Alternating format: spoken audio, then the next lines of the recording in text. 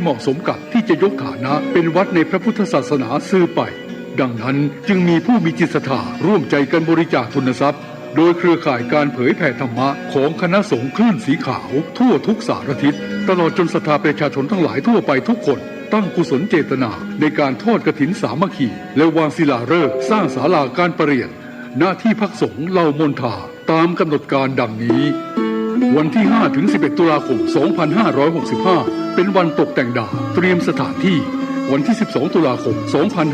2565เป็นวันทอดกฐินและวางศิลาฤกษ์เวลา 8 นาฬิกาถึง 12 นาฬิกาเปิดโอกาสให้ศรัทธาประชาชนทำบุญตามอัธยาศัยและร่วมตอกไม้มงคลตามกุศลเจตนา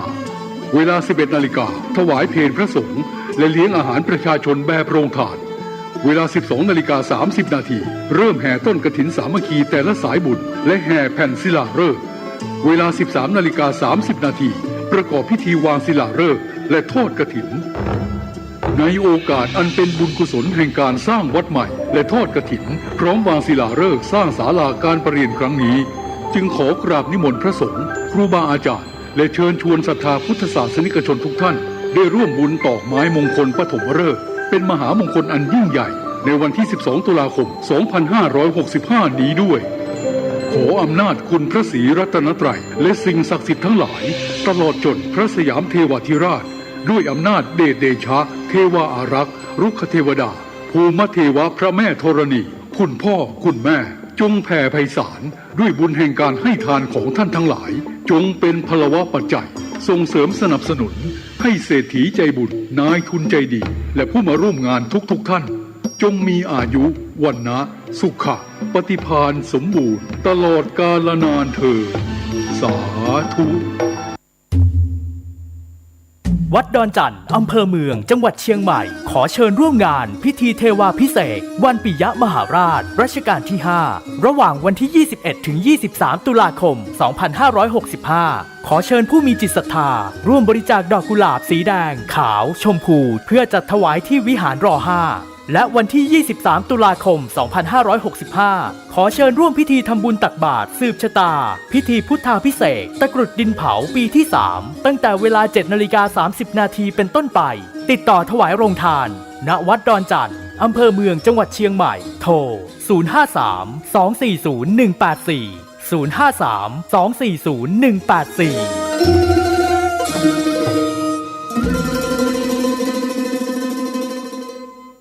กฐิน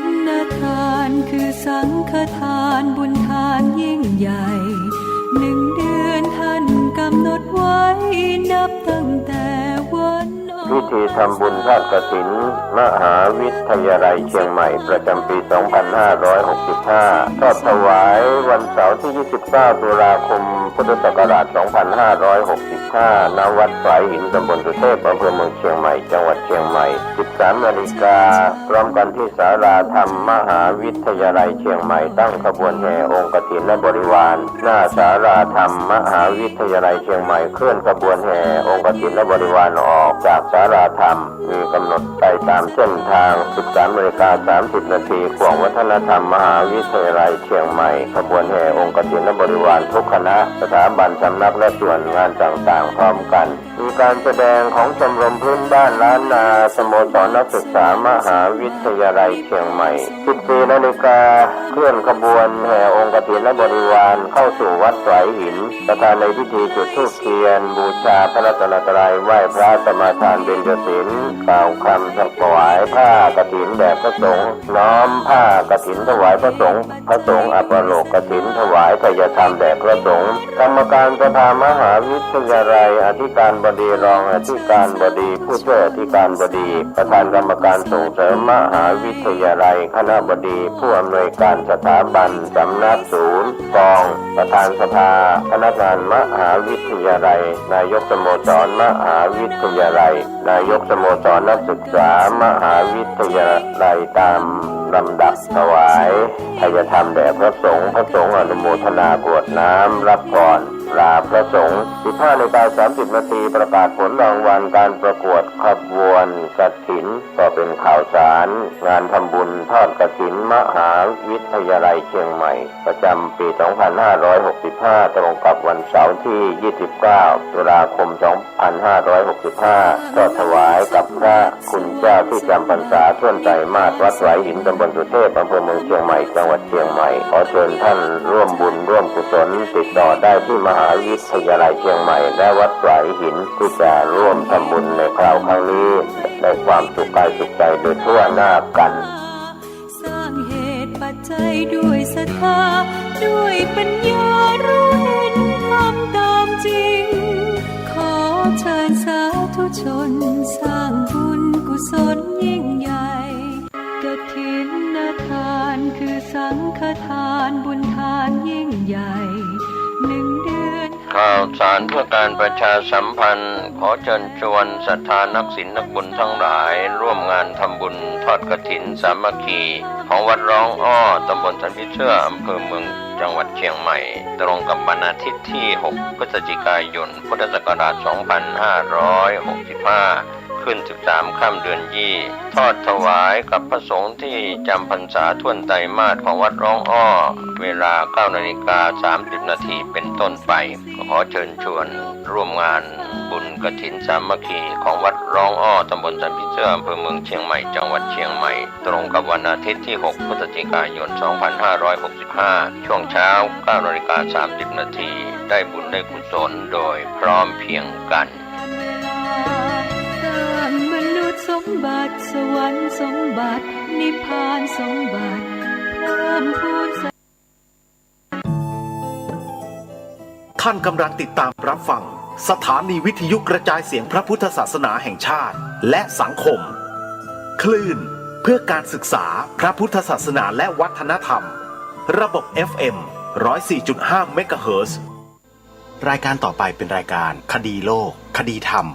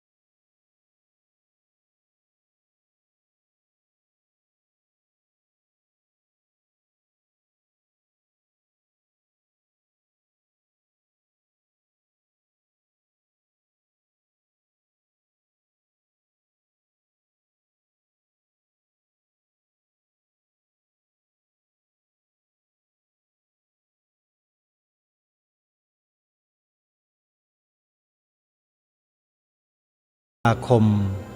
พระพุทธศักราช 2565 รายการคดีโลกคดีธรรมมาพบกับท่านผู้ฟังเป็นปกติทุกวันจันทร์ถึงวันศุกร์และวันเสาร์อาทิตย์ทางสถานีวิทยุแห่งนี้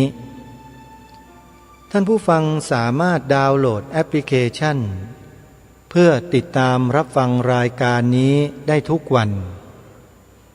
แอปพลิเคชันชื่อว่าวิทยุพุทธศาสนาทั่วไทยแอปพลิเคชันนี้ถือว่าเป็นแอปพลิเคชันที่มีประโยชน์มีคุณค่าสำหรับท่านที่ดาวน์โหลดไว้ฟังเพราะมีแต่สาระที่ดีและมีประโยชน์แก่พวกเราตลอด24ชั่วโมงใครก็ตามที่บอกให้ผู้อื่นดาวน์โหลดแอปพลิเคชันนี้ผู้นั้นได้บุญและเป็นบุญที่ใหญ่มากเป็นบุญให้ธรรมะเป็นทานพระพุทธเจ้าตรัสไว้ยืนยันไว้ว่าสัพพทานังธรรมท ทานังชินาติ การให้ธรรมะเป็นทานชนะการให้ทั้งปวงเพราะฉะนั้นการบอกให้ผู้อื่นดาวน์โหลดแอปพลิเคชันนี้เท่ากับท่านให้ธรรมะเป็นทานและเป็นทานที่ใหญ่มากทำไมถึงใหญ่เพราะการให้ทานครั้งนี้ของพวกเราที่บอกให้ผู้อื่นดาวน์โหลดแอปพลิเคชันนี้นั้นเป็นทานใหญ่มากเพราะกองทานนี้เป็นกองทานสถานีวิทยุพระพุทธศาสนาแห่งชาติมีมากจำนวนถึง40 สถานีเป็นการมอบสถานีวิทยุธรรมะให้คนอื่นรับไปเพื่อสดับรับฟังศึกษาเรียนรู้ในข้อธรรมต่างๆเหล่านั้นเรียกว่าเป็นกองมหาทานที่ใหญ่มากและผู้ที่บอกและก็ผู้ที่ให้ผู้อื่นด้วยการบอกต่อเนี่ยลองคิดดูว่าจะได้บุญหรือไม่บุญใหญ่มากๆนะใครต้องการบุญใหญ่โยมบอกให้ผู้อื่นดาวน์โหลดกันนะโยมนะเป็นประโยชน์มากมายเลยแล้วเราเองผู้บอกก็ได้บุญไปด้วยวันนี้รายการคดีโลกคดีธรรมทำตามสัญญาที่ได้พูดไว้เมื่อวานเพื่อต้องการให้พวกเราชาวพุทธบริษัทในเมืองไทยของเราเนี่ยได้รู้ได้ทราบถึงสถานการณ์ที่ผ่านมาในอดีตแล้วส่งผลมาจนถึงพวกเราในปัจจุบันร่วมกันหลายท่านในยุคปัจจุบันนี้ไม่เคยรู้เรื่องราวในอดีตเมื่อ20 ปีที่ผ่านมาว่าเกิดอะไรขึ้นมีหลักฐานมีพยานเป็นใครบ้างหลักฐานมีหรือไม่อย่างไรพวกเราไม่เคยทราบไม่เคยรู้กันมาก่อนแต่ผู้ดำเนินรายการคดีโลกคดีธรรมคนเนี้ยอยู่ในเหตุการณ์นั้นด้วยตัวเองมาโดยตลอดไปถามท่านเจ้าคุณโชดูก็ได้ถามท่านพระอาจารย์มหาบุญถึงพระมหาบุญเกิดกตเวทีหรือใครต่อใครพระเดชพระคุณท่านเจ้าคุณพระธรรมกิติเมธีวรชาธิวาสพระครูธีรวิทย์เหล่านี้เป็นต้นไปถามท่านดูเถอะว่าผู้ดำเนินรายการที่พูดเปล่าอยู่เนี่ยอยู่ในเหตุการณ์เหล่านั้นจริงหรือเปล่าแล้วเป็นส่วนหนึ่งที่ทำให้ข้อมูลหลายๆเรื่องได้ถูกกระจายออกไปสู่สาธารณชนในต่างจังหวัดโดยเฉพาะไปสู่เจ้าคณะพระสังฆาธิการในระดับต่างๆจริงหรือไม่อย่างที่รายการคดีโลกคดีธรรมพูดไปเมื่อครั้งก่อนนู้นนะไม่ใช่เมื่อวานนะที่บอกว่าเป็นคนทำเอกสารและแผ่นซีดีแจกส่งไปตามวัดวาอารามต่างๆที่มีเจ้าคณะพระสังฆาธิการระดับเจ้าคณะตำบลเจ้าคณะอำเภอเจ้าคณะจังหวัดด้วยตนเองทำเอง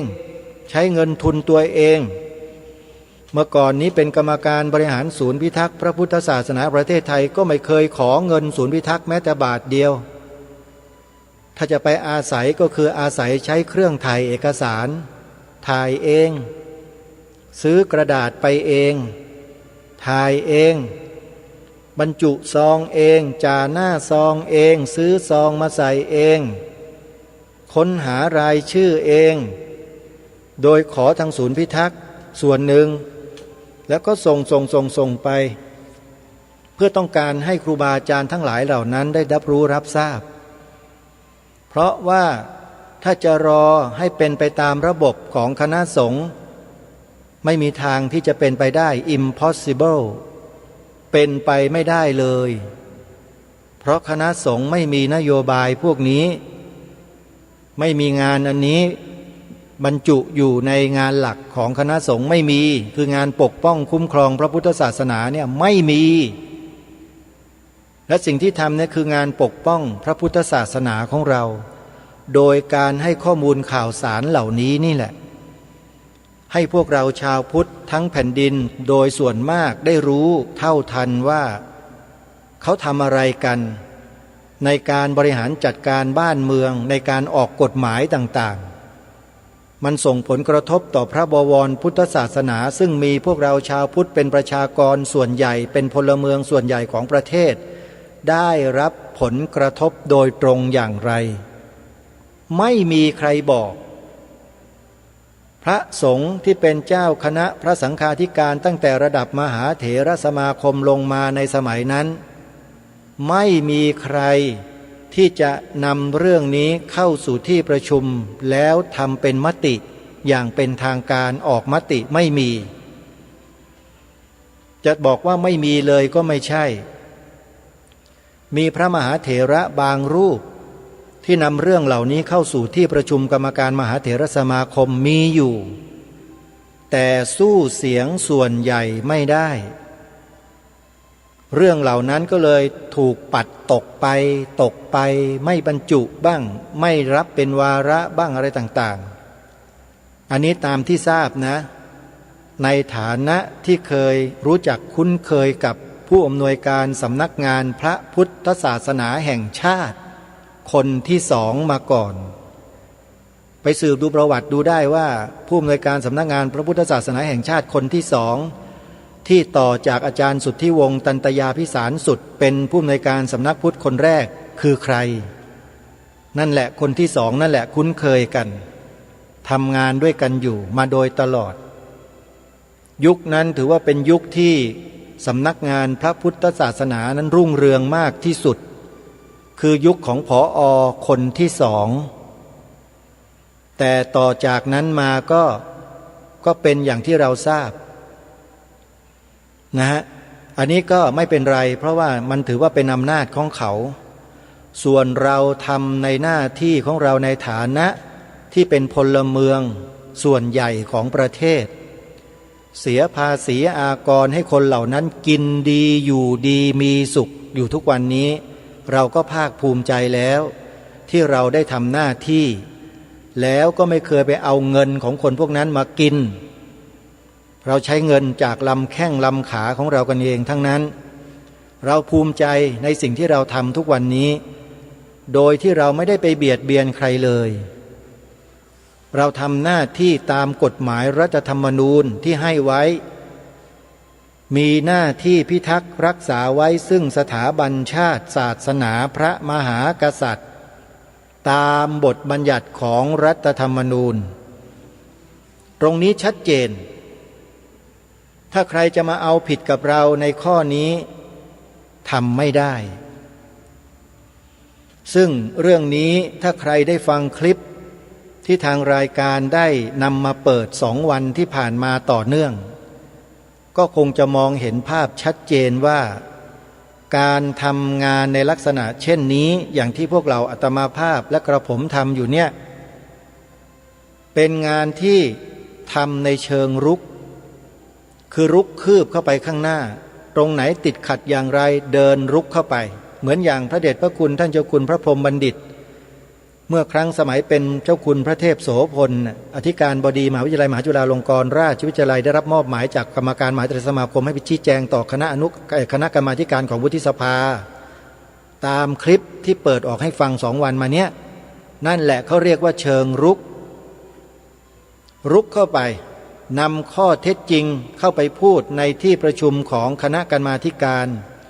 ที่มีอำนาจหน้าที่ในการเสนอกฎหมายในการออกกฎหมายต่างๆและถ้าใครตั้งใจฟังมาวันที่2เนี่ยก็จะเห็นภาพชัดเลยว่าพระเดชพระคุณท่านนั้นสอนพวกนักกฎหมาย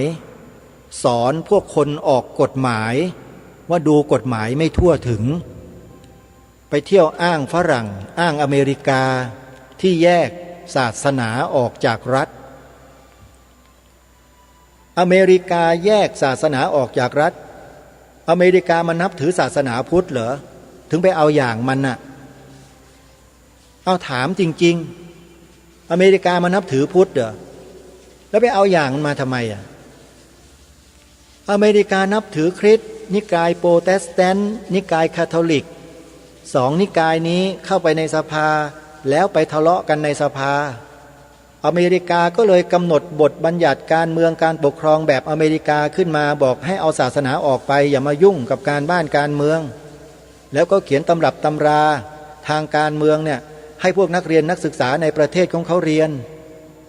แต่พอคนไทยเราไปเรียนตำรับตำราเข้ามาเอามาใช้ในเมืองไทยดันไปเอาของเขามาใช้ซึ่งมันเป็นคนละเรื่องกับประเทศไทยของเรามันคนละอย่างกันเลย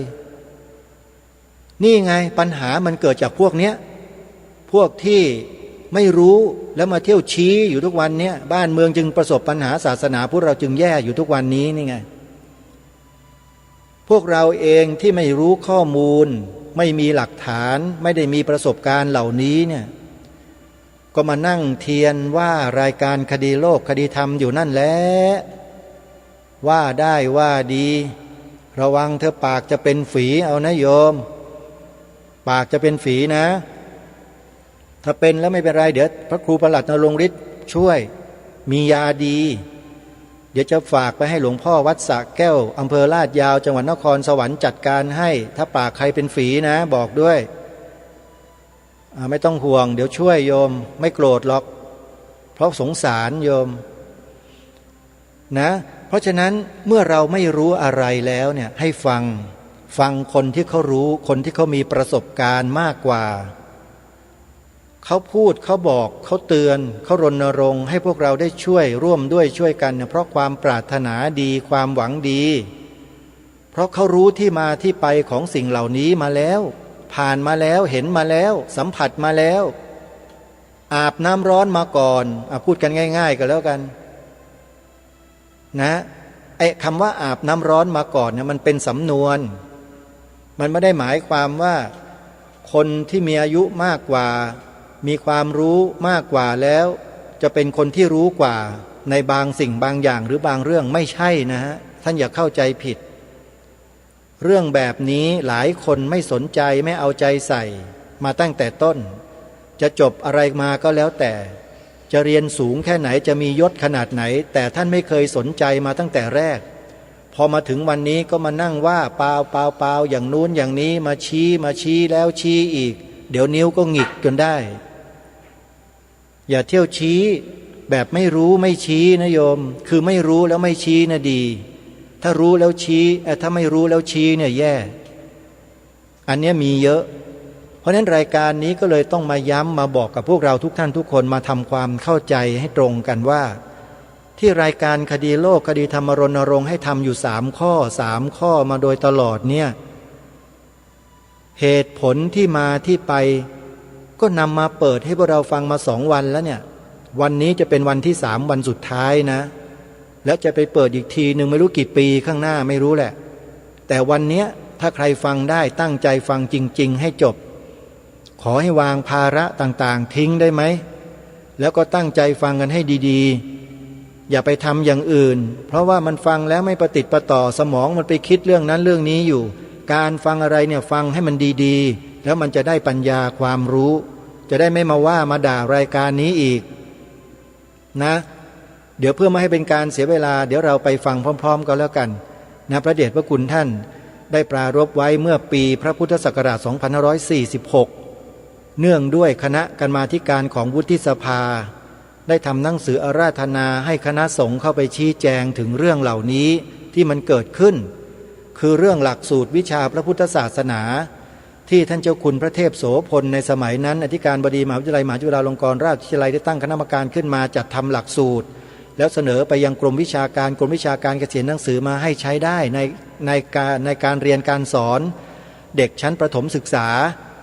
แล้วพระเดชพระคุณท่านก็ใส่คำว่าพระพุทธศาสนาเป็นศาสนาประจำชาติเนี่ยไว้ในตำราเรียนด้วยเพื่อให้เด็กนักเรียนในชั้นประถมเนี่ยได้เห็นได้อ่านได้ดูได้รู้ได้เข้าใจตรงกันแต่ปรากฏว่ามีไอ้คนต่างศาสนาคนหนึ่งมันเขียนหนังสือไปขู่อธิบดีกรมวิชาการ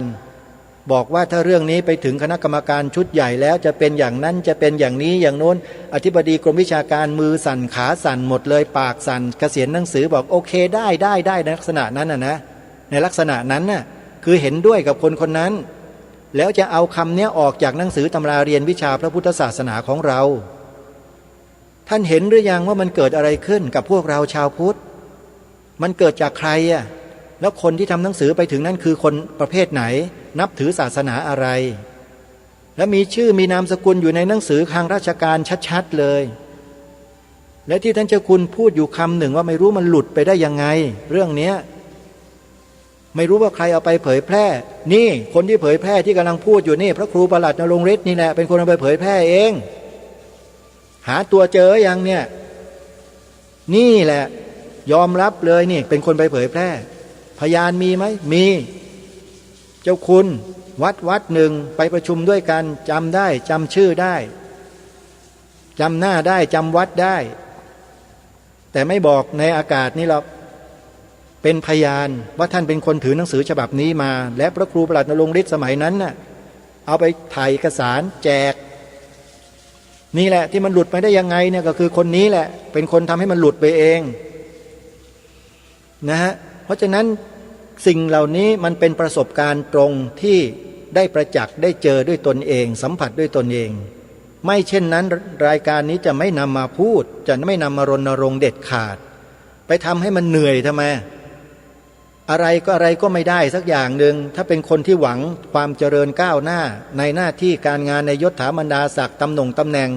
จะมานั่งทำงานแบบนี้ทำพระแสงด้ามงาไปเพื่ออะไรเล่ามันไม่ได้อะไรจริงไหมครับครูบาอาจารย์ที่เคารพผมไม่ได้ปรารถนาสิ่งเหล่านั้นเลยผมเป็นห่วงพวกเราพวกท่านทั้งหลายนั่นแหละที่เป็นพุทธบริษัทเรากันเองนั่นแหละที่รู้ไม่เท่าทันคนพวกนี้แล้วเราก็หลงเชื่อหลงกลายเป็นพวกของเขาแล้วมาทำลายพวกเดียวเรากันเองนี่คือเรื่องใหญ่มากรายการนี้จึงต้องมาเปิดไงฮะเปิดให้พวกเราได้ทราบได้รู้กันเดี๋ยวเราไปฟังอีกครั้งหนึ่งฟังให้ดีๆนะครับแล้วท่านจะทราบที่มาที่ไปชัดเลยว่าเหตุที่ทางรายการต้องมารณรงค์ในเรื่องนี้เพราะอะไรก็เพราะมันมีคนต่างศาสนามันทำแบบนี้กับพวกเราถ้าไม่มีรายการนี้ก็จะไม่พูดแบบนี้เลยมันมีอย่างต่อเนื่องแล้วก็แนะนำให้พวกเราไปฟังคลิปอปพสไปฟังดูว่าใครกลุ่มไหนยังไงและโดนปิดไปแล้วนะช่อง YouTube ของอปพสแต่เมื่อวานได้บอกไปแล้วนะให้ย้ายไปดูช่องใหม่ในชื่อนี้หลายช่องเลยเขาเรียกว่าตาย10เกิดแสนฮะตายไป2ช่องเกิดไป20ช่องตอนนี้เต็มไปหมดเลยมาเพียบเลยตอนนี้มันจะปิดกั้นยังไงมันปิดไม่อยู่หรอกเพราะคนไทยเราเมื่อรู้ข้อมูลรู้ความจริงแล้วคนไทยตื่นใครที่ยังหลับอยู่ตื่นได้แล้วนะโยมพระคุณเจ้าที่เคารพถ้าไม่ตื่นตายหมดนะครับ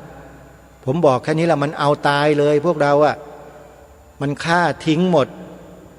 ดูตัวอย่าง3จังหวัดชายแดนภาคใต้ที่พวกเราถูกฆ่าตายเห็นไหมมันเอาไว้ไหมนั่นน่ะแล้วเราจะมานั่งกอดเข่านั่งเศร้าซึมมาเถียงมาทะเลาะกันอยู่เพื่ออะไรเล่าให้ศัตรูมันยิ้มย่องเหรอมันใช่เหรอท่านมันเป็นลักษณะนิสัยของคนไทยเหรอแบบนั้นน่ะไม่ใช่นะครับไม่ใช่เลยฮะถ้าคนไทยมันต้องสู้ยิบตาสู้เพื่อความถูกต้องนะไม่ใช่สู้ไปเพื่อทำลายล้างใครไปเอาเปรียบใครไม่ใช่บรรพบุรุษเราไม่เคยสอนพวกเราให้ไปรังแกใครนะแต่อย่าให้ใครมันมารังแกเราเข้าใจนะเดี๋ยวมาฟังกันคลิปสั้นๆ17นาทีติดตามรับฟังพร้อมๆกันได้นะบัดนี้เมื่อศาสนาจะอันตรธานพระพุทธเจ้าตรัสไว้3อย่างมันจะอันตรธานไปปริยัติปฏิบัติปฏิเวทอันตรธานอาจารย์ขยายความ3อย่างนี้อะไรอันตรธานไปก่อนปฏิเวทอันตรธานไปก่อนผู้บรรลุมรรคผลหายไปก่อนปฏิบัติอันตรธานตามมาคนปฏิบัติศีลก็จะไม่รักษายังเหลือพระไตรปิฎกเรียนพระพุทธศาสนาถามว่าปฏิบัติกับปฏิเวทหายไปแล้วชื่อว่าศาสนาอันตรธานไหมไม่อันตรธานตราบใดยังเรียนปริยัติอยู่เพราะถ้ามีปริยัติปฏิบัติจะกลับมาปฏิเวทจะคงอยู่ท่านยกตัวอย่างตอนพระศิรธาไป ยังไม่ตรัสรู้ไปบำเพ็ญเพียร6 ปีพระสังฆาจารย์อธิบายเลยไปเรียนจากอาราลดาบทได้สมาบัติ 7ไปเรียนจากอุทกดาบทได้สมาบัติที่ 8 มีวสัญญานาสัญญายตนะจบสมาบัติ 7อาราลดาบทสอนต่อไม่ได้ไปเรียนกรรมฐานที่ 8ในสมาบัติที่ 8จากอุทกดาบทการที่ท่านอุทกดาบทบรรยายสอนปฏิบัติอย่างนี้สิพักพิจารณาอย่างนี้สินี่คือปริยัติพระสิทธัตถะเป็นนักปฏิบัติได้ผลคือสมาบัติที่ 8ท่านอธิบายว่าตราบใดที่ยังมีปริยัติอยู่ในใจของท่านอุทกดาบทปฏิบัติมันตามมาปฏิเวทมันมาแต่เมื่อใดปริยัติหายเมื่อนั้นหมดไปปฏิบัติกันเองไม่รู้ศาสนาอะไรใส่ยี่ห้อเข้ามาไม่ใช่พุทธสมัยพระเจ้าอโศกมีเยอะไปฉะนั้นท่านจึงขมวดไว้ในอัตถกถาว่าศาสนสิทธิยาปันนะปริยัติประมาณก็แลปริยัติคือการศึกษาพระพุทธศาสนานี่แหละเป็นหลักเป็นประมาณแห่งการทำรงรักษาพระพุทธศาสนาถ้าใครจะทำลายพุทธศาสนาห้ามเรียนพุทธศาสนาเช่นอย่าให้มีการเรียนการสอนศาสนาในโรงเรียน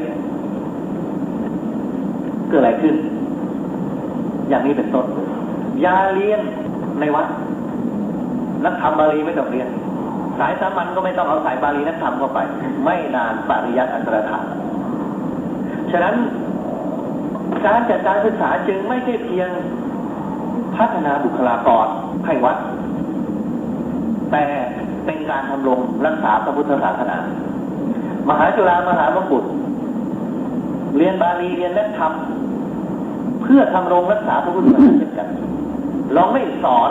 พระพุทธศาสนาไม่สอนอภิธรรมไม่สอนในมหาจุฬามหามกุฏในสายสามัญจบฉะนั้นก่อนที่ไปเรื่องการศึกษาขอพูดว่าวัดมีทุนวัดใดมีทุนรวมกับวัดที่มีคนเนี่ยมีจัดการศึกษามีการจัดการที่ดีใน1 ตำบลแล้วเขาบอก1 ผลิตภัณฑ์1 ตำบลไม่เอา1 ตำบล1 โรงเรียนเอาทุนจากวัดใหญ่ๆเอาบุคลากรที่กระจายอยู่มาช่วยกันสอนช่วยกันเรียนจัดการ management บริหารจัดการอย่างนี้ทำในทุกระดับก็เป็นพยัคฆ์10 ปีถ้าคุณจะทำลายพุทธศาสนาอย่าให้มีการเรียนการสอนพุทธศาสนาปริยัติอันตรธานเมื่อไหร่จบปฏิบัติก็ไม่ใช่พุทธศาสนาเพราะฉะนั้น1ต้องมีการเรียนปริยัตินักธรรมบาลีมหาวิทยาลัยสงฆ์ก็ต้องสอนนักธรรมบาลีแต่จะเรียกวิชาอะไรก็ตามสายสามัญก็ต้องสอนแต่เรามีปัญหาเด็กไม่เข้ามาบวชจบป .6 โดนจะมาบวชเรียนปีนี้อายุยังไม่พ้น15 ปียังไม่พ้นการศึกษาภาคบังคับผู้ปกครองมาตามเพราะครูบอกว่าบวชเรียนไม่ได้เป็นศาสนาทายาทต่อไม่ได้ผิดการศึกษาภาคบังคับคณะสงฆ์เตรียมการร่างกฎกระทรวงมา2 ปีผมก็เป็นประธานเป็นกรรมการเป็นประธานอนุกรรมการร่างทำมาอยู่ที่มหาจุฬาไปเสนอแม่กองบาลีแม่กองธรรมท่านทำรงไทยดอกไทยทำกันมา2 ปีนักธรรมเองเป็นการศึกษาภาคบังคับคือจบม.3 ประโยค 3คือม.6 เป็นการศึกษาขั้นพื้นฐานเสนอไปเข้าม.2 ม.2 ให้กระทรวงการศาสนาตอนนั้นยังไม่ได้แยกไปดำเนินเรื่องต่อกรมการศาสนาทำไปทำมาแยกเป็นสำนักพุทธสำนักพุทธไปเดินเรื่องต่ออยู่คนละกระทรวงมันจะแล้วเขาไม่ฟังอีกแล้วไปเสนอม.2 บอกไม่ทำแล้ว Mission Impossible ทำต่อไม่ได้ตีเรื่องกลับมาที่อธิการบดีมหาจุฬาอีก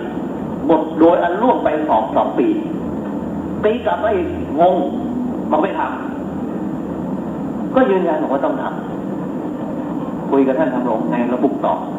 ติดที่ไหนจะช่วยไปชี้แจงกันไปประชุมทุกอย่างผลักดันจนกระทั่งเขายุบกระทรวงอีกวันที่7ที่ผ่านมากระทรวงเป็นกระทรวงยุบยังค้างอยู่ในกฎกระทรวงพอไปคุยกันในคณะกรรมการมีประเด็นที่น่าสนใจเขาถามว่าท่านจะออกกระทรวงไปทำไมกฎกระทรวงมันเป็นเหมือนกฎหมายลูกของพระราชการศึกษาแห่งชาติท่านไปเปิดดูในสักมาตราหนึ่งสิมันมีสักมาตราไหนบ้างที่พูดถึงการศึกษาสงฆ์ไม่มีเลยในพรบการศึกษาภาคบังคับก็มีมาตราไหนบอกว่ายกเว้น คนที่ไปเรียนบาลีนักธรรมไม่มีท่านกลับวัดเถอะท่านแต่ที่ประชุมเราไม่ยอมเราหัวดื้อพอสมควรคุยกันไปคุยกันมาท่านทำลงหนักมากผมก็ช่วยกันก็บอกว่านี่นะเป็นนโยบายของรัฐบาลเคยเข้าพรม.เรื่องอุปถัมภ์การศึกษาสงฆ์แล้วทำไมคุณจะปฏิเสธดื้อๆบอกไม่มีในกฎหมายคุณไปคุณมาไปดูกฎหมายเลยโอ้โหจริงด้วยพรบการศึกษาแห่งชาติไม่มีมาตราเดียวที่พูดเรื่องการศึกษาของสงฆ์มีแต่พูดว่าให้สถาบันศาสนาไปช่วยการศึกษาของเด็กเปิดไปดูเถอะท่านในระบบนอกระบบตามอัธยาศัยมีแต่การศึกษาของชาวบ้านไม่พูดถึงการศึกษาสงฆ์ก็ถามว่าทำไมเป็นอย่างนี้และกฎหมายในที่ประชุมคนหนึ่งเขาให้ความสว่างเพราะเขาก็อยู่ในที่ในการร่างกฎหมายเขาบอกว่าท่านมันเป็นเซนติเมนต์มันเป็นความรู้สึกอย่างหนึ่งของนักกฎหมายในประเทศไทยซึ่งอยากจะพูดให้วุฒิสมาชิกวุฒิสภาได้ฟังตรงนี้มาถ่ายทอดเป็นความรู้สึกอย่างหนึ่งของนักร่างกฎหมายในประเทศไทยและผู้พิจารณากฎหมายในบ้านเมืองนี้ทั้งในสภาผู้แทนราษฎรและวุฒิสภาจะโดยตั้งใจหรือไม่ตั้งใจก็ตามอาจเป็นว่าเสียงส่วนใหญ่ซึ่งเสียงส่วนน้อยอย่างท่านอาจารย์ที่นั่งมาอยู่ที่นี่จะไม่เห็นด้วยหรอกแต่มันเป็นเสียงส่วนใหญ่ซึ่งท่านคงเป็นพยานได้ว่าถ้ามีกฎหมายเรื่องใดก็ตามเขาไม่อยากจะพูดเรื่องศาสนาเป็นเรื่องละเอียดอ่อนแต่ถ้ารัฐธรรมนูญในกฎหมายลูกในอะไรก็ตามสรุปแล้วก็คือเขาเอาอย่างฝรั่งโดยเฉพาะอเมริกาแยกในประเทศสหรัฐอเมริกานั้นแยกเชิร์ชออกจากสเตทแยกศาสนาจักรคือศาสนาคริสต์ออกจากอาณาจักรคือรัฐบาลประเทศไทยก็เช่นเดียวกันออกกฎหมายทีไรไม่เคยคิดถึงใครหมายถึงกฎหมายลูกและก็มาพูดกันว่ารัฐธรรมนูญไม่ได้บัญญัติให้พุทธศาสนาเป็นศาสนาประจำชาติเมื่อแยกกันตรงนั้นและกฎหมายลูกก็อย่าไปพูดการศึกษาสงฆ์จึงไม่มีอยู่ในการศึกษาของชาติแล้วเกิดอะไรขึ้นท่านมันเป็นหัวมังกรท้ายมังกรเอาอย่างอเมริกาไม่ได้เพราะอเมริกาเนี่ยเราที่ไปจบจากอเมริกามาเนี่ยเขาแยกเชื้อออกจากสเตทรัฐออกจากศาสนาจักรออกจากอาณาจักรแต่รัฐธรรมนูญไทยไม่แยกดูรัฐธรรมนูญไม่ครบข้อรัฐธรรมนูญมาตราหนึ่งมีอยู่หนึ่งมาตราเนี้ยพระมหากษัตริย์ทรงเป็นพุทธมามกะพระมหากษัตริย์ซึ่งเป็นประมุขของประเทศสถาบันชาติศาสนาพระมหากษัตริย์เป็นประมุขเนี่ยสัมพันธ์กับพระพุทธศาสนาคือพุทธมามกะและพระสงฆ์ก็ได้รับปฏิบัติอย่างพิเศษโดยกฎมนเทียนบานโดยพระมหากษัตริย์จึงได้มีออกกฎหมายคณะสงฆ์ตั้งแต่สมัยรัชกาลที่5 รศ. 121ถ้าบังเอิญไม่มีออกกฎหมายในรศ. 121เป็นเชื้อไว้นะท่านไม่มีกฎหมายคณะสงฆ์หรอกหลังจากเปลี่ยนแปลงการปกครองฉะนั้นปัจจุบันนี้มันจะมีกฎหมายของคณะสงฆ์เหลืออยู่ฉบับเดียวคือพระราชบัญญัติคณะสงฆ์เรื่องการปกครองเท่านั้นแต่บังเอิญว่าพระในประเทศไทยได้รับปฏิบัติพิเศษจากรัฐบาลตั้งแต่สมัยพระบูรณาญาสิทธิราชสิทธิพิเศษในรัฐธรรมนูญที่พระมหากษัตริย์ทรงเป็นพุทธมามกะเราจึงถือประเพณีถือปฏิบัติต่างๆเนี่ยที่พิเศษและเราก็คาดหวังว่ารัฐบาลจะปฏิบัติต่อเราอย่างพิเศษเช่นศาสนทายาทเข้ามาบวชนี้ได้รับการยกเว้นจากพระราชบัญญัติการศึกษาภาคบังคับแต่ใครก็ตามที่ออกกฎหมายเหล่านี้ไม่เคยดูประเพณีแล้วก็ไปตามอย่างฝรั่งที่แยกกิจการของศาสนาออกจากรัฐกฎหมายลูกทั้งหลายจึงไม่รับกับรัฐธรรมนูญแต่อย่างใดและนี่ก็เป็นผลจากที่เราไม่เขียนเอาไว้ว่าพระพุทธศาสนาเป็นศาสนาประจำชาติในรัฐธรรมนูญศาสนาอื่นก็พยายามที่จะถือสิทธิเท่าเทียมกันโดยไม่รู้ว่ามาเลเซียเนี่ยเขามองอย่างไรพุทธเป็นศาสนาส่วนน้อยในมาเลเซียเราต้องอยู่ในประเทศนั้นอย่างเคารพสิทธิของศาสนาหลัก in peace and harmony สันติและกลมกลืนอย่าขัดแย้งศาสนาอื่นซึ่งเป็นชนกลุ่มน้อยต้องยอมรับกันตรงๆเป็น minority เราไปอยู่ในอินเดียเนี่ยเราเป็นคนกลุ่มน้อยเราไปอยู่ในอเมริกาเราเป็นคนกลุ่มน้อยแต่เราสงบปากสงบคำเราไม่เคยไปลุกรานศาสนาส่วนใหญ่ของประเทศเขา ไม่เคยไปจี้ถามว่าทำไมต้องใส่ศาสนานี้เป็นศาสนาประจำชาติแล้วอยู่อย่างสงบเมื่อจะทำหลักสูตรพุทธศาสนาก็ไม่ได้ไปทวงสิทธิ์ว่าฉันต้องทำหลักสูตรของฉันบ้างเมื่อได้รับเงินอบรมพระ5-6 ล้านฉันต้องได้รับเงิน6 ล้านบ้างซึ่งก็ได้ไปแล้วอะไรจะนักหนาฉะนั้นตรงนี้เราไม่ทะเลาะกับใครพระพุทธเจ้าตรัสว่าตถาคตไม่ทะเลาะกับชาวโลกแต่ชาวโลกมักจะทะเลาะกับตถาคตประเทศนี้ถ้าส่วนใหญ่ยังนับถือพระพุทธศาสนานั้น minority คนกลุ่มน้อยนั้นมีความสุขอยู่ในประเทศนี้แต่เมื่อใดก็ตามคุณทำลายคนที่นับถือศาสนาแล้วคุณขึ้นมาเป็นใหญ่หรืออย่างน้อยมาถ่วงดุลกันอีกศาสนาหนึ่งก็ต้องมาถ่วงดุลกันแล้วคุณจะตีกันเละเหมือนตีอย่างที่อิรักถล่มตึกWorld Tradeที่ไหนต่อที่ไหนรัฐบาลเขาเห็นจึงส่งเสริมพระพุทธศาสนาก็จะทำให้ไม่เกิดความแตกแยกในทางศาสนาและอย่ากระมิดกระเมี้ยนเลยนะผู้ออกกฎหมายทั้งหลายทำตามพระราชจริยวัตรของรัชกาลที่ 5ของบูรพมหากษัตริย์ที่ส่งเสริมบนฐานพุทธศาสนาเพราะฉะนั้นกฎกระทรวงจึงมีสิทธิ์ที่จะออกเพราะที่นี่ประเทศนี้เป็นดินแดนที่พระพุทธศาสนาได้รับปฏิบัติพิเศษในรัฐธรรมนูญพระมหากษัตริย์ทรงเป็นพุทธมามกะถ้าศาสนาอื่นจะว่าสิทธินี้บ้างมาตรานี้ไม่มีพระมหากษัตริย์ไม่ได้เป็นศาสนิกของศาสนาอื่นและเมื่อมหากษัตริย์เนี่ยทรงพยายามเหลือเกินจะมาทำบำรุงพุทธศาสนาแต่ทรงทำไม่ได้กฎหมายไม่เคลื่อนท่านทราบไหมภายในเนี่ยทรงห่วงใยพุทธศาสนาแค่ไหนพรบคณะสงฆ์ที่ออกไม่ได้เป็นอะไรแล้วเสร็จแล้วเมื่อเราไม่ได้คำนึงถึงคณะสงฆ์ให้กฎหมายเกี่ยวคณะสงฆ์ไปออกไว้ที่ไหนกฎหมายที่ดินพูดถึงที่ดินของวัดอำนาจของเจ้าวาดไปอยู่ที่ประมวลกฎหมายอาญาเป็นเจ้าพนักงานตามกฎหมายและปฏิบัติต่อพระสงฆ์เหมือนเจ้าพนักงานทั่วไปคุณทำอะไรไม่ถูกต้องติดคุก5 ปีเรื่องทรัพย์สินถ้าบริหารไม่ถูกต้อง5 ปีถึง20 ปีใครอยากบริหารวัดบ้างทำไมไม่รวมกฎหมายเหล่านี้ทรัพย์สินมรดกอะไรต่างๆการบริหารการจัดการที่ดินทำไมอยู่ๆบอกว่ารับที่ดินมากกว่า50 ไร่ไม่ได้อยู่ไปแอบออกที่ไหนนี่คือวัดพระพุทธศาสนาซึ่งจะบริการฉะนั้นขออย่างนี้ได้ไหมอย่าไปพูดถึงจัดระเบียบพระสงฆ์เลยจัดระเบียบกฎหมายในประเทศนี้ให้เป็นกฎหมายลูกของรัฐธรรมนูญที่เอื้อต่อคณะสงฆ์อย่าไปออกเฉพาะพระราชบัญญัติคณะสงฆ์ฉบับเดียวและพระราชบัญญัติคณะสงฆ์ที่ล้าสมัยคณะสงฆ์ต้องการอยากได้มหาเถรสมาคมเสนอไปนะรีบออกเสียนี่เป็นประเด็นและการศึกษาสงฆ์ก็ต้องออกเป็นกฎหมายมันจะได้ครบวงจรจะได้ครบเส้นอย่าไปฝากไว้ในพระราชการศึกษาแห่งชาติอย่าไปฝากไว้ในการศึกษาภาคบังคับอย่างนั้นแค่ขอเป็นกฎกระทรวงเลยกฎหมายคณะสงฆ์ออกให้มันเป็นระบบเป็นครบวงจรการเผยแผ่การศึกษาอ้างรัฐธรรมนูญนี่แหละเป็นกฎหมายลูกส่งเสริมพุทธศาสนาอย่าไปบอกว่าทำไมปฏิบัติเนื้อศาสนาอื่นก็รัฐธรรมนูญยังให้พระมหากษัตริย์เป็นพุทธมามกะเป็นประเพณีมาแต่สมัยไหนเราไปคิดแบบฝรั่งแล้วก็พยายามแยกเชื้อจากสเตทแยกรัฐออกจากศาสนาจักรแต่รัฐธรรมนูญไม่ให้ประเพณีไม่ให้มันถึงยุ่งพระสงฆ์จึงยุ่งอยู่ทุกวันนี้ทำอะไรก็ไม่ได้ติดกึกกักกฎหมายก็ห้ามแล้วไม่รู้ไปรวมมาอยู่ที่ไหนคนที่ออกกฎหมายก็ไม่เคยคิดถึงพระเพราะเวลาเขาออกกฎหมายที่ดินเขาไม่ได้พูดถึงสัตว์ไม่ได้คิดถึงพระกฎหมายมรดกก็ไม่ได้คิดถึงพระกฎหมายอาญาไม่ได้คิดถึงพระแต่พระคนได้รับการปฏิบัติพิเศษศาสนาคนได้รับการสังคายนากฎหมายคณะสงฆ์ออกได้กฎหมายการศึกษาสงฆ์ก็ต้องออกได้และวันหนึ่งที่มันยุ่งทุกวันนี้เพราะไม่ได้เขียนไว้ในมาตรา1ในรัฐธรรมนูญว่าพระพุทธศาสนาเป็นศาสนาประจำชาติอะไรมันถึงยุ่งท่านอาจารย์ผู้ดำเนินการพูดไว้ดีว่าเราไม่ได้ไปแตกแยกกับใครแต่เพราะว่าเราไม่ใส่ไว้ตรงนี้เขาก็อ้างเป็นความแตกแยกไอ้ที่ท้วงมาว่าศาสนาเป็นศาสนาประจำชาติแต่พระเทศของคนไปใส่ไว้ได้อย่างไรในหลักสูตรข้อหนึ่งทำไปถึงกระทรว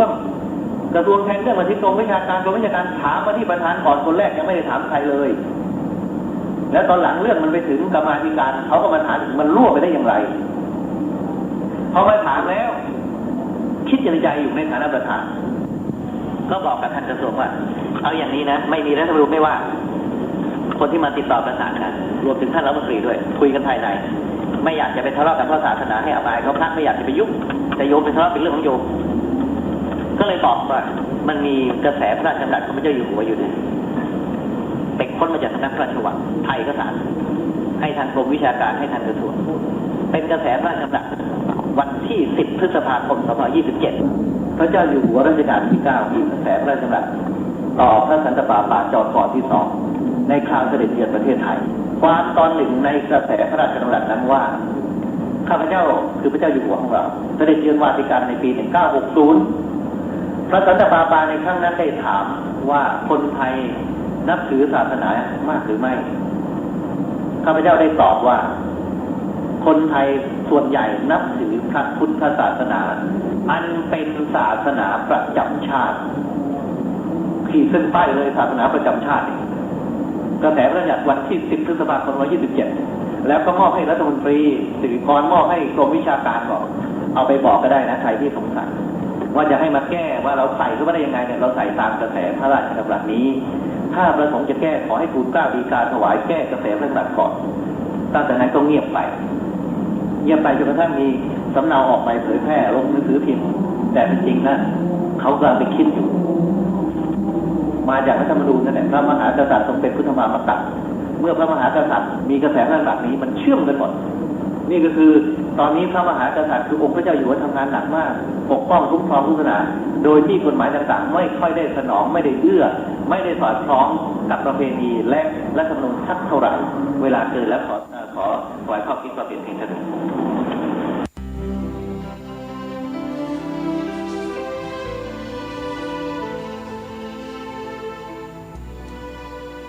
ท่านสาธุชนผู้ฟังทุกท่านวันนี้เราฟังคลิปนี้เป็นวันที่3หรือครั้งที่3เชื่อเหลือเกินว่าหลายๆท่านที่ยังไม่เข้าใจในเบื้องต้นพอฟังเป็นรอบที่3แล้วน่าจะเข้าใจอะไรได้ดียิ่งขึ้นรายการคดีโลกคดีธรรมพยายามที่จะนำสิ่งเหล่านี้มาเปิดมาบอกให้แก่พวกเราได้รับรู้รับทราบร่วมกันเพื่อเราจะได้ปฏิบัติไปตามแนวทางที่ถูกต้องตรงกันให้เป็นพลังหนุนซึ่งกันและกันในการทำงานเพื่อพิทักษ์รักษาไว้ซึ่งสถาบันชาติศาสนาพระมหากษัตริย์ตามบทบัญญัติของรัฐธรรมนูญไม่ได้ทำนอกกฎหมายใดๆทั้งสิ้นแล้วก็เป็นไปตามพระราชปณิธานขององค์บุรพมหากษัตริยาธิราชเจ้าของปวงชนชาวไทยของเราในทุกๆพระองค์ที่ผ่านมาไม่ว่าจะเป็นองค์พระบาทสมเด็จพระเจ้าอยู่หัวในแต่ละพระองค์ในแต่ละยุคตรัสไว้เป็นปรากฏหลักฐานชัดเจนว่าทรงยกพระพุทธศาสนามาทั้งนั้นเลยแล้วพระองค์ทุกๆพระองค์ก็ทรงเป็นพุทธมามกะเป็นโบราณเป็นจารีตประเพณีสืบมาแต่โบราณแล้วแต่พวกนักกฎหมายในยุคนี้ที่ไปเรียนความรู้มาจากต่างประเทศไม่ได้รู้เรื่องเหล่านี้เลยทั้งที่เป็นของประเทศตัวเองแท้ๆอย่างที่ท่านเจ้าคุณพระพรหมบัณฑิตท่านได้กล่าวไว้ในคลิปที่จบไปเมื่อสักครู่นี้นักกฎหมายดูกฎหมายไม่ทั่วมีอยู่มาตราหนึ่งในรัฐธรรมนูญพระมหากษัตริย์ทรงเป็นพุทธมามกะครอบคลุมไปทั้งหมดเลยและเวลาไปออกกฎหมายลูกพระราชบัญญัติการศึกษาแห่งชาติไม่นำสิ่งนี้ไปด้วยพอท่านเจ้าคุณมาทักท้วงในที่ประชุมมาขอออกกฎกระทรวง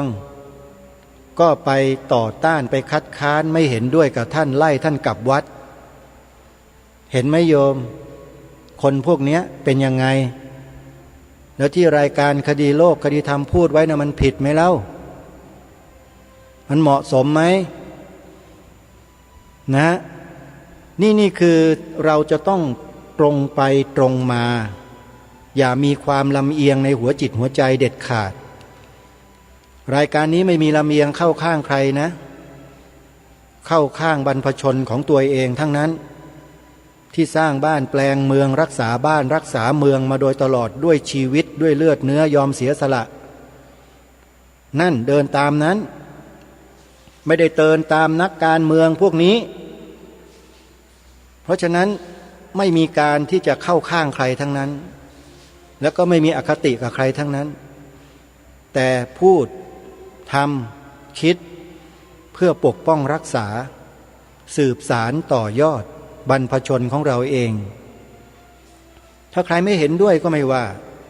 ก็ทำตัวเช่นนั้นต่อไปแต่ต้องยอมรับนะว่าทำแบบนั้น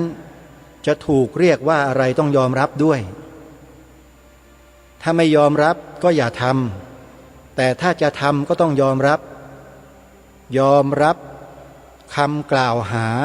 ว่าเป็นคนเช่นไรด้วยแต่สำหรับพวกเราแล้วเราไม่เป็นคนเช่นนั้นแน่หลังจากที่พระเดชพระคุณท่านเจ้าคุณพระพรหมบัณฑิตในสมัยนั้นเป็นพระเทพโสพลได้กล่าวไว้เมื่อปี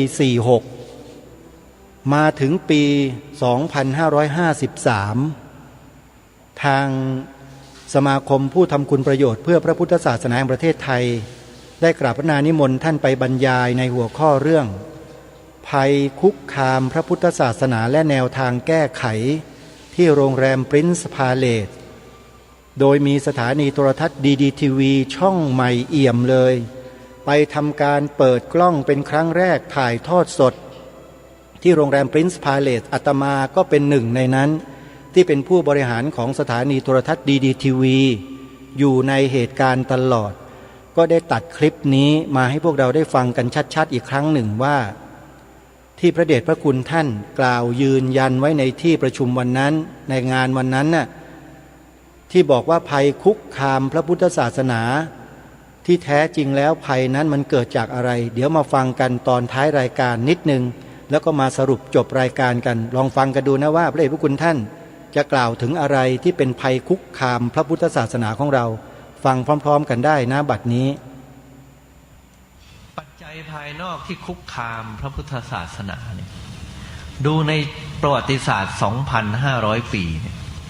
ต้องพูดกันตรงๆว่ามันมาจากที่ทำให้พุทธศาสนาของเราเนี่ยนะเรียวลงเรื่อยๆเนี่ยมันมาจากเรื่องการเมืองทำไมจึงพูดอย่างนั้นการเมืองใน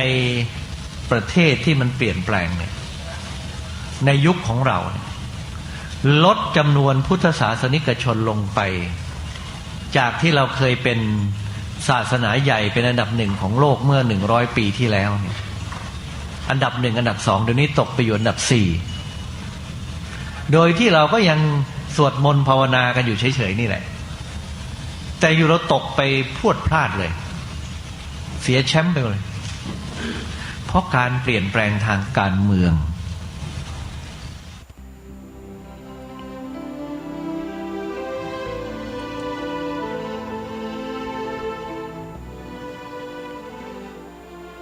ชัดเจนไหมท่านผู้ฟัง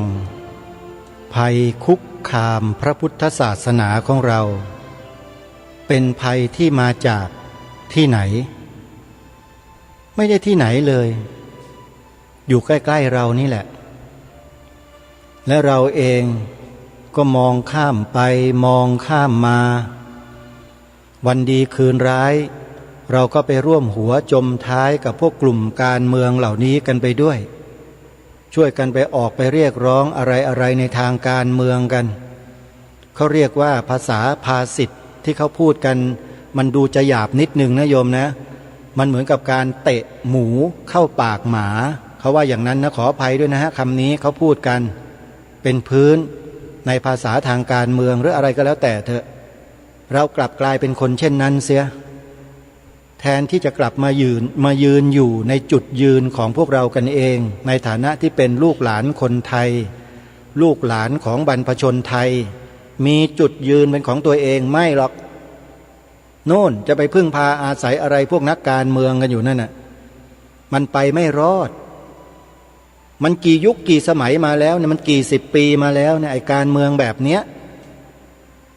มันกี่ปีมาแล้วลองพิจารณาดูให้ดีแล้วว่าพูดจริงหรือเปล่าแล้วเมืองไทยประเทศไทยเราเป็นยังไงแล้วยิ่งปัจจุบันนี้ศาสนาพุทธเราเป็นยังไงถูกการเมืองกระทำยังไงโดยเฉพาะตลอดระยะเวลาตั้งแต่รัฐประหารมาจนกระทั่งถึงปัจจุบันนี้เป็นยังไงวัดวาอารามต่างๆพระเจ้าพระสงฆ์พระมหาเถระระดับมหาเถรสมาคมโดนอะไรประจักษ์ชัดกันหรือยังนี่ไงภัยคุกคามจากการเมือง พระเดชพระคุณท่านพูดนะอาตมาไม่ได้พูดเองชัดเจนนะท่านผู้ฟังทุกท่านวันนี้เวลาของรายการหมดนะฮะเดี๋ยววันพรุ่งนี้มีเนื้อหาอะไรอย่างไรค่อยมาติดตามรับฟังกันวันนี้เวลาของรายการหมดลงแล้วอาตมาภาพต้องขอสมมุติยุติรายการไว้แต่เพียงเท่านี้พบกันใหม่ในวันต่อไป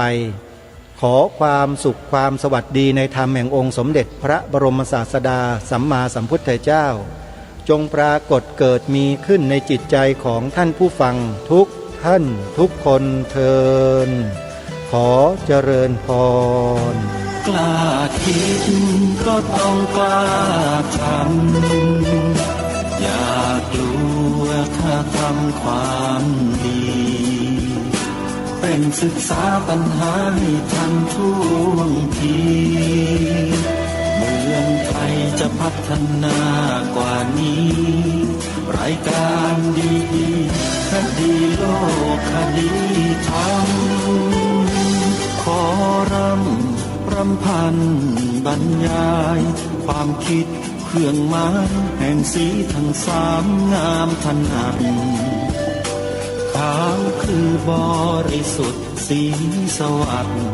หมายพระไตรรัตน์และธรรมะคุ้มจิตไทยแดงคือโลหิตเราใสซึ่งยอมสละได้เพื่อรักษาชาติศาสนาน้ำเงินคือสีโสภาอันจอมประชาพระโปรดเป็นของส่วนองค์จากริ้วเข้าเป็นไตรรงค์จึงเป็นสีธงที่รักแห่งเราชาวไทยทหารอวตารนำไปยงยุทธวิชัยวิชิตก็ชูเกียรติสยามประเทศไทยที่เจริญมั่นคงมาได้จนถึงทุกวันนี้มิได้เกิดขึ้นจากความหวาดกลัวอย่างคลาดเขลาแต่บรรพบุรุษไทยของเราทุกยุคทุกสมัยล้วนแต่มีความกล้าหาญและชาญฉลาดปกป้องเอกราชสร้างชาติให้เกิดความมั่นคงโดยมีธงแห่งพระไตรรัตน์เป็นเครื่องนำชัย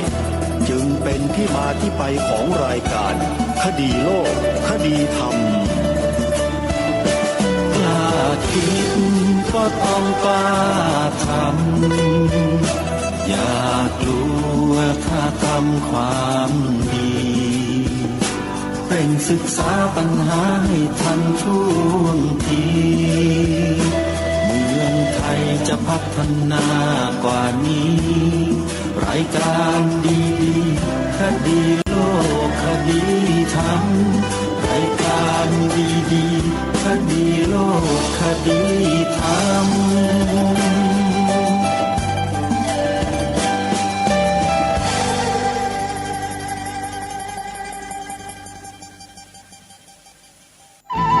ที่จบไปแล้วนั้นเป็นรายการ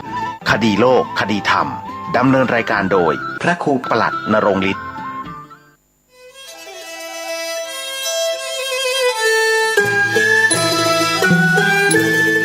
ขอเชิญร่วมทำบุญทอดกฐินสามัคคีณวัดทุ่งหลวงอำเภอแม่แตงจังหวัดเชียงใหม่ในวันอาทิตย์ที่ 6 พฤศจิกายน